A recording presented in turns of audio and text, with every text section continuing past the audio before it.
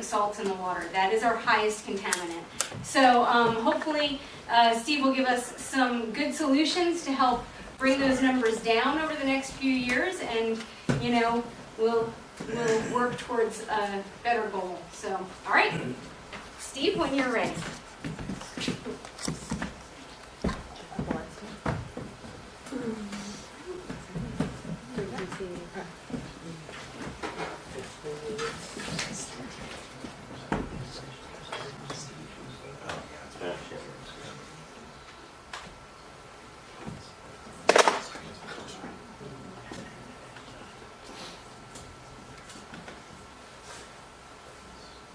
Make it full screen. On the left.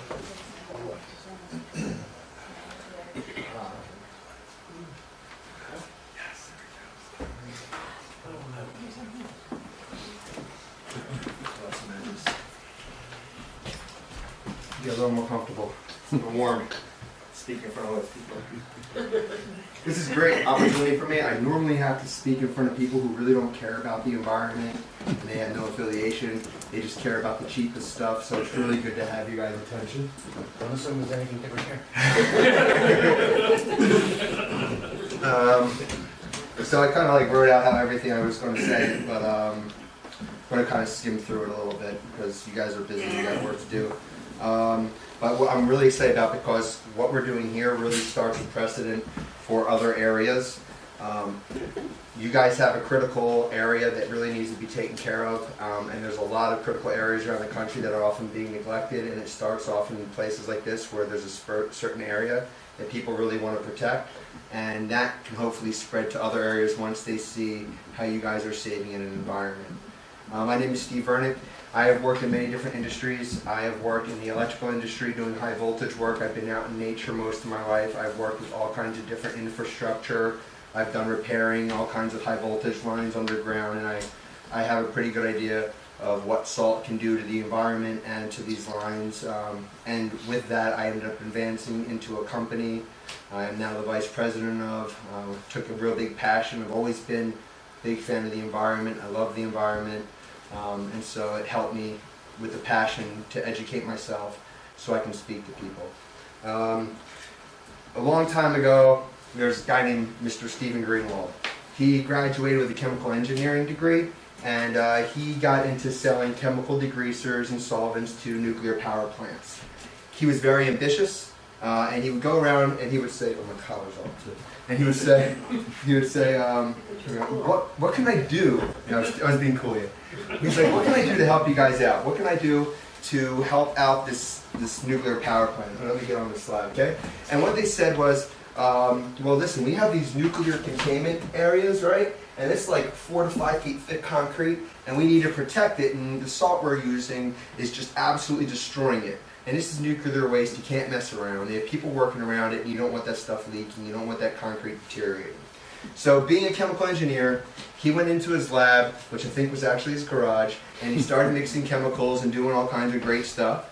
And he created an ice melter that actually was the first ice melter that really wasn't salt-based. Then, let me see if there's, I'm not the next slide yet. Yeah. So he created an ice melter that wasn't going to harm anything, and he went around and he sold that to a bunch of industrial accounts. But things didn't really take off too much. But a while later, they were walking their family pet out on the road, and the pet came back with some pretty bad wounds. These aren't actually his, but the salt was destroying the pet's paws, and then he went and he said, you know what, let me make this product safe enough for pets and for animals. So what he did was he reformulated using more pure ingredients, he made it non-toxic, and he changed the name from Safe Thaw, which was the original product, to Safe Paw, Thaw to Paw, and all of a sudden sales went whoop, because the pet industry was like, you know what, now we can actually care about an ice melt. And that was the start of his company, Gaia Enterprises. And since then, we developed more and more products to try to handle environmental issues where people were generally using disgusting things. Let's see. So,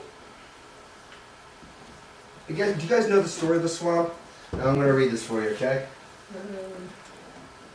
Okay, the Great Swamp was actually from the Ice Age era is where it started. Great Swamp is a remnant of the bottom of the once mighty glacial Lake Passaic, and that's about 15,000 years ago, and it stretched 30 miles by 10 miles in what is presently northern New Jersey. The lake was formed by melting waters of the retreating Wisconsin Glacier at the end of the last ice age. The glacier pushed the massive settlements and rocks called a moraine ahead of its advance. This moraine plugged the existing outlet of waters and drained into the area. As the retreating glacier melted, the waters rose to create a lake before the new outlet began to allow the water to exit at a much higher elevation. Now the plug altered the course of the Passaic River, which drained the pre-lake swamp. There's a map. Okay, and drained the pre-lake swamp. A range of mountains to the west of Morristown formed the western boundary of the new lake, which is mostly the easterly line of the Watchung Mountains, and became the easterly boundary. The tops of some of the Watchung Range became the islands in the Great Lake. Water that had ended through the Watchung Range or to its south found a new path that altered the old drainage paths when the flood collapsed. The river still was forced to travel north through a range before finding a new outlet near present-day Patterson, where it could manage an eastern turn towards the sea. The lake slowly drained, and this set the stage for a gradual change that would lead to the area going through different stages and phases of development to the important swamp that it is. So here's how the main water has been flowing, all right? And marshes and swamps may be found together, and marshes may even represent the stage of succession from pond to marsh to swamp to forest.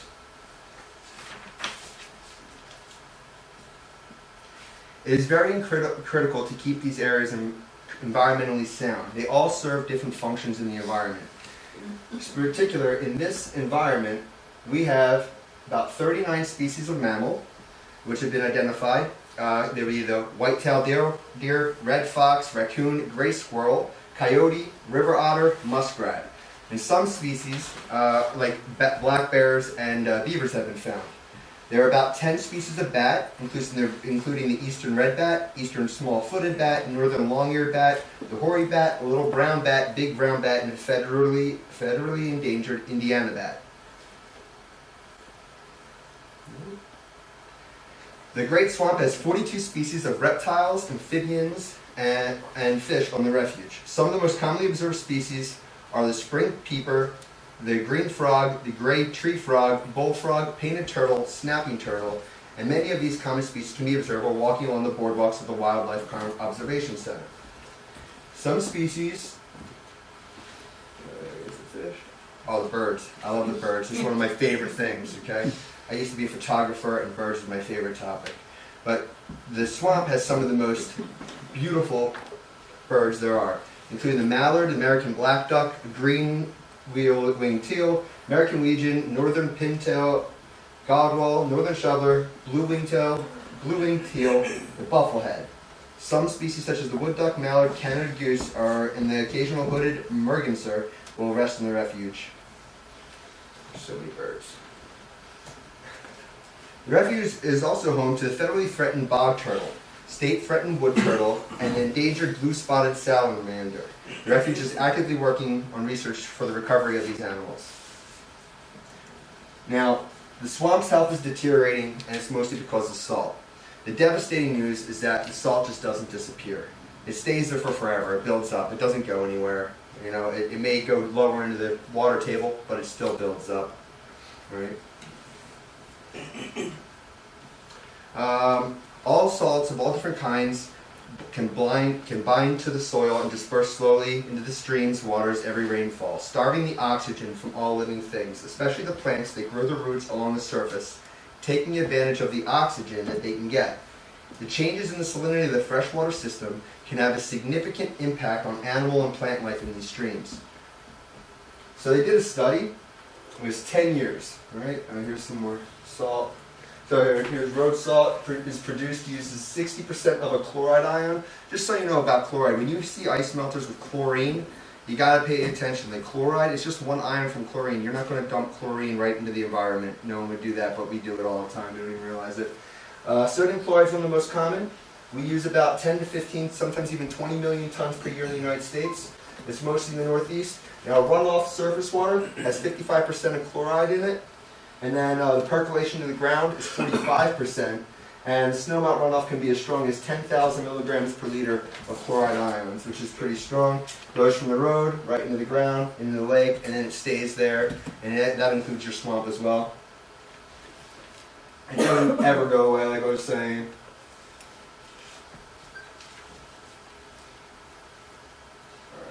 So there was a 10-year study that was done on dissolved solids, chemical monitoring of microinvertebrates, the population and visual assessments of great swamp streams in order to see a big picture of what was going on and determine possible future actions such as restoration and education efforts. Some of you will know some of these areas more intimately than others. Okay, in terms of water quality, the Black Brook was rated porous for macroinvertebrates, while the Lontanka Brook was porous for the amount of chemicals dissolved in it. Sections of these brooks serve as drainage channels for sewage treatment plants in the Chatham Township and Morris Township, respectively. The Lontanka Brook flows over 2 miles through Morris County's Lontanka Brook Reservation. In the largely wooded area is popular for walking, bicycling, and other recreational activities. Over the last few years, the Great Swamp Stream team, staff and volunteers with the support of corporate council members have sampled the brook regularly at several places to monitor these and other contaminants. One of the striking results of this program has been the finding that in addition to high nutrient levels, the water contained unnaturally large amounts of dissolved salt constituents, specifically sodium and chloride. In a portion of the stream, biological hazardous amounts of chloride exceeding New Jersey's surface water quality standards are consistently found. The widespread rise in salinity in surface water and groundwater in northern regions has created growing concerns over the future quality of drinking water and the potential negative impact on human health.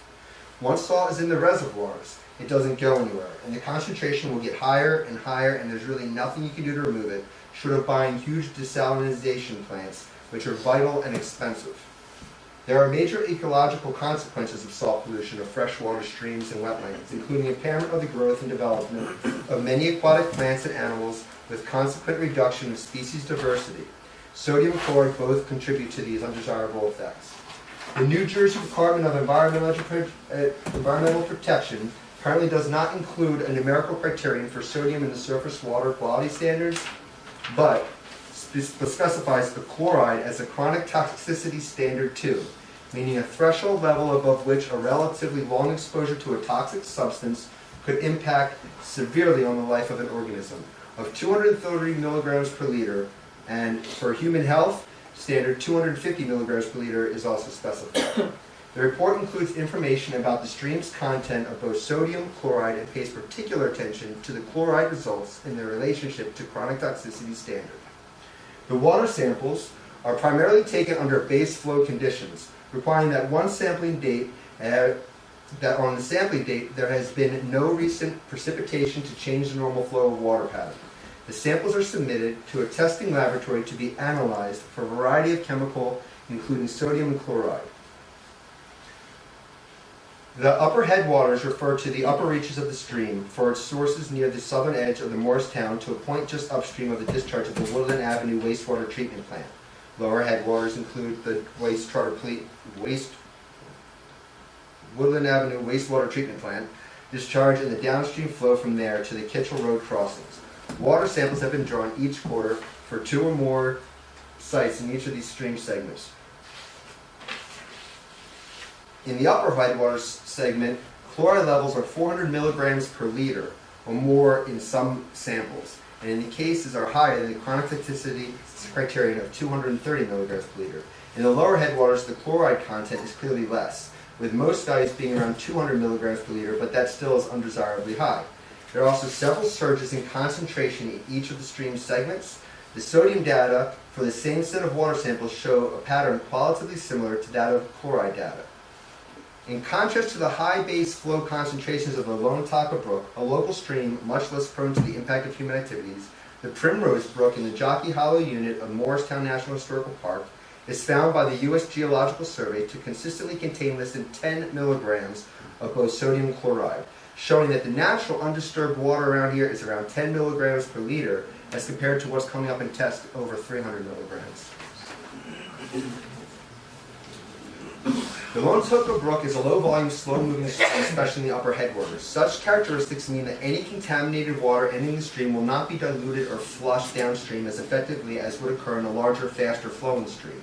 Road salt is used only in the winter, but it can be retained in the soils, slowly leaching into shallow groundwater and seeping into the stream throughout the year. At times of unusually low natural water flow, the reduced amount of dilution can lead to higher than normal sodium and chloride concentrations. Downstream from the Woodland wastewater treatment plant discharge, the contaminant concentrations are present at reduced but still unacceptable levels.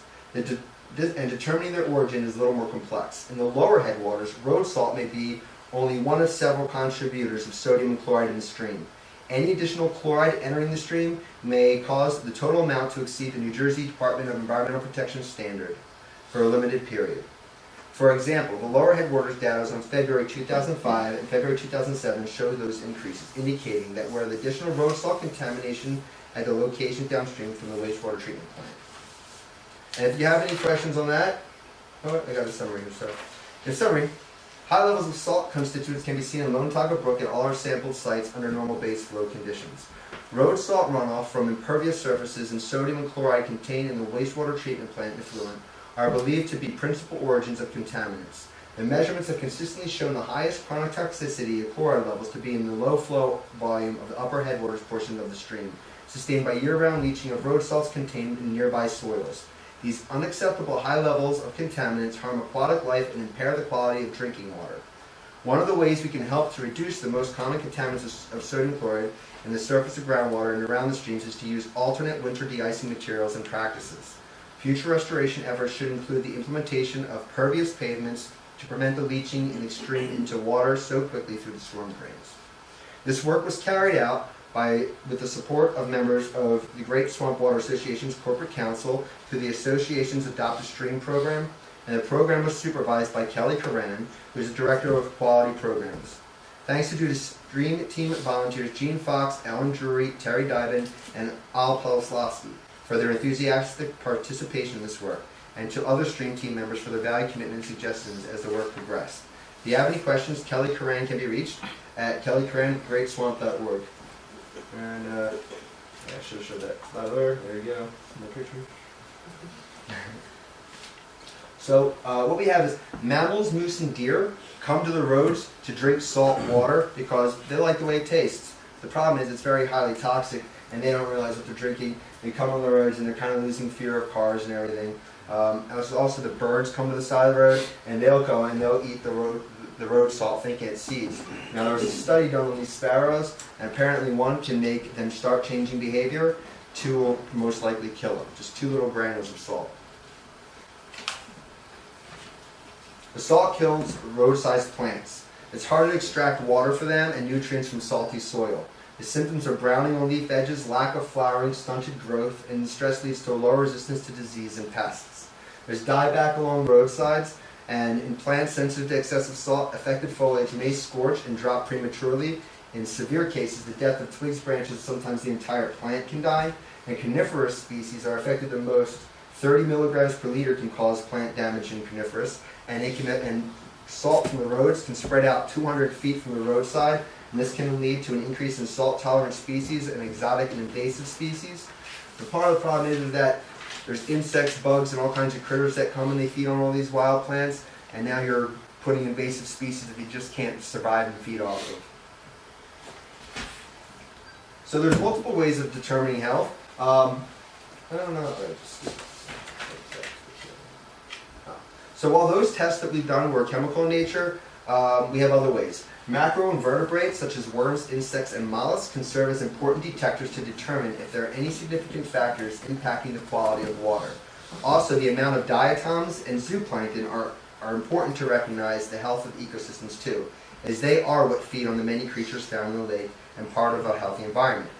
One thing that we have not mentioned is the effect of fertilizers as well from farms. Fertilizers used in farming also have a huge impact too, creating algae blooms that can starve life on all levels. Diatoms release oxygen, which produce the growth of aerobic bacteria. The aerobic environment facilitates the rapid degradation of organic matter in the water column, as well as at the sediment interface. Diatoms are naturally consumed by zooplankton, which are in turn consumed by fish. The cycle helps maintain and keep a well-balanced ecosystem. The salt and chlorides found in water, as well as the amount of algae from runoffs and farms, drastically impact the environment. It is actually a 1-2 punch. The salt affects the freshwater aquatic life and affects the smallest of the criticals the most. Then the environment cannot handle the volume of life needed to sustain such an environment. Mussels are known to eat algae and can help clear toxins from the water. A healthy population of mollusks and mussels can really help clear up pollution, but sometimes you can have a problem with population control and they can get out of hand. Algicides are very expensive and kill off more than the environment than it's even worth. It is not recommended to resolve issues in this manner unless you have a pool or a personal pond. There are other products that are made with nanosilicates and trace minerals that can help revive these environments. Our company is actually partnered with a major provider of this type of material, and we're going to infuse it in our products to help deliver it into the streams, which will help rebuild the health of many water environments. Now, we certainly understand the salts can be toxic to plants and aquatic life and can alter aquatic habitats where roads are near streams and lakes. Now, acetates also reduce oxygen levels in smaller waters of bodies, stressing aquatic animal life. Now that we know this, we really can't be innocent in doing it nothing.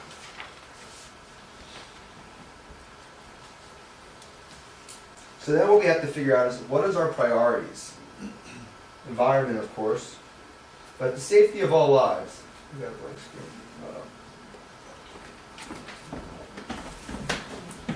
Thank you.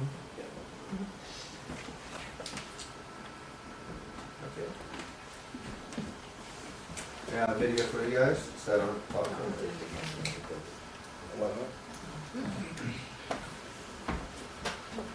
Might just be a play or something.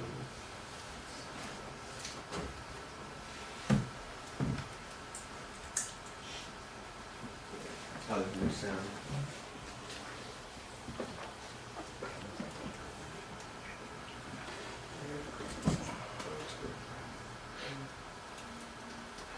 It's more engaging with the music. But you see all salt water people use and it goes in the stream. We all know how it destroys cars and rust metal. Kills plants, especially on the roadsides. It's destroying concrete and bridges.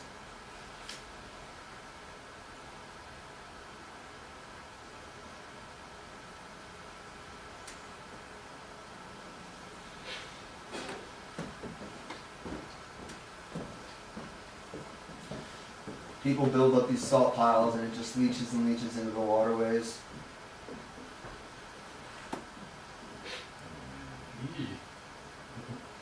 And that's all fresh water, so you have freshwater fish there in life that are just getting wrecked. They're not. It's not designed for that. They're designed for fresh water. Okay. So, all right. So the priorities for the safety of all lives, whether human and animal, plant, or planetary. You have a lot of properties and investments. People put a lot of money in their property, whether it's homeowners like you, businesses, cities, where they have nice steps. I guess I don't have this slide for that, but they have nice steps, entrances to the ground. They may include marble steps, natural stone, pavers, railings, entry door parts, seals, and weather stripping.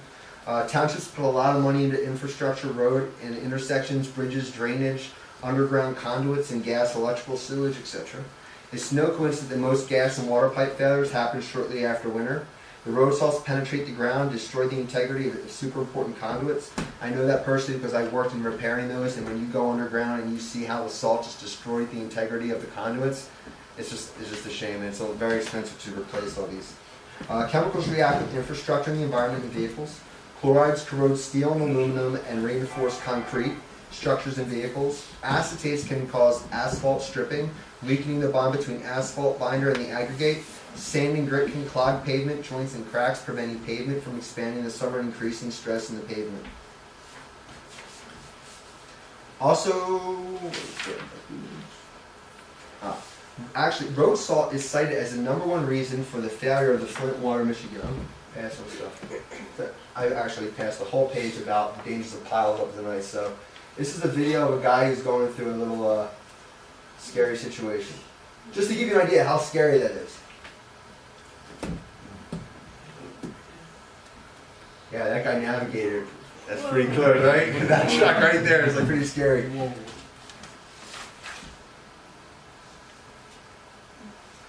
So we have a responsibility to clear this, to prevent these dangers from happening. We have to deal with it, whether it's sleet, hail, snow, freezing rain, and black ice and refreeze are one of the #1 killers. It's like a sneaky ninja stealth assassin killer.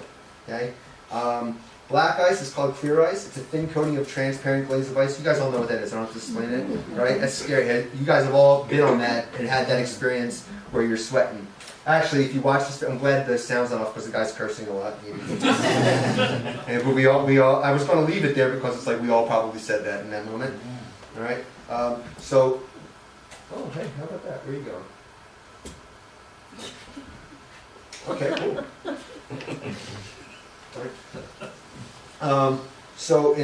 There's a story. Okay, Thanksgiving weekend traffic in 2013. In Worcester, Massachusetts, a chain reaction series of crashes resulted in 3 tractor trailers and 60 other vehicles crashing. The ice formed suddenly on a downward slope, surprising drivers who were coming over the crest of the hill and found it was just too late to stop. All right, so I talked about infrastructure, all right, in underground towns. So these are actually water and gas line pipes and how they corrode. Okay, and I actually heard that this might be from Flint, Michigan, but I do have some of that as well. Okay, your bridges collapsed and everything. Okay, this is Flint, Michigan pipe right here. Okay, what they found in Flint, Michigan is that they had over 13,000 parts per billion of chloride ions in their water from road salt in their rivers, and in their just all the water seeped in and corroded all of it, and that's why you heard all that on the news. To think that that's what happened was just salt. And now we have all kinds of people, all kinds of places in North America that are actually have the same situation under them and they don't even know. And, where was it? Actually, so New Jersey has about 300 deficient bridges. And the dot says that we have to start working on.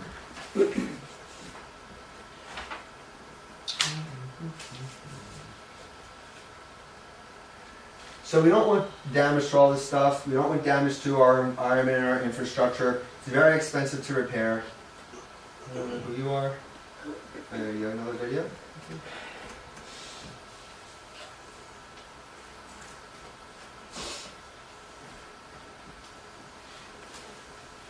It's very dangerous. Sometimes the cost of the salt that we're using is way more than we expect. The US EPA actually suggests that for every $50 to $70 worth of road salt that we use, we're actually causing at least $1,000 worth of damage. You know, you think it's a cheap product, but actually it's causing a lot more. Not only to mention that doesn't include the lives and these super bridges that collapse. Sometimes it will cost $2 million to build a bridge. You'll never spend $2 million on a product that's actually safe. You know, so why use the cheap stuff? Where do the acetates come from? So I'm actually going to get into acetates are a salt that is made from salt. As a salt made from acid. But as a chemist, I have to jump in here. Acetate's vinegar with sodium chloride added, so it just makes sodium vinegar, basically. Okay, sure, you can have that as an acetate, sure. The other issue that you're having is that salt salinity increases conductivity. The measurements of a water's ability to conduct an electrical current, more ions equals a higher conductivity. There were a lot of samples that saw an increase in conductivity of road salts, affect an average of 220 milligrams per liter, and now the surface of 1,368 milligrams per liter. What happens is that the more conductivity you have in the soil, the more lightning strikes you can also have, and so you can have more forest fires as well. So, I don't know where 43 is. So here's a bunch of different kinds of salts, and there's all kinds of environmental impacts. So what we have is, a salt is any chemical compound formed from the reaction of an acid with a base, with all or part of the hydrogen or acid replaced by a metal or other occasion. The chloride ion is an anion chloride negative ion, is formed when the element chlorine gains an electron or when a compound such as hydrogen chloride is dissolved in water or other polar solvents. Chloride salts such as sodium chloride are often very soluble in water. It is an essential electrolyte located in all body fluids responsible for maintaining acid-base balance, transmitting nerve impulses, and regulating fluid in and out of cells. Less frequently, the word chloride may also form part of a common name for chemical compounds in which one or more chlorine atoms are covalently bonded. For example, methyl chloride, with the standard name of chloromethane, is an organic compound with a covalent chloride bond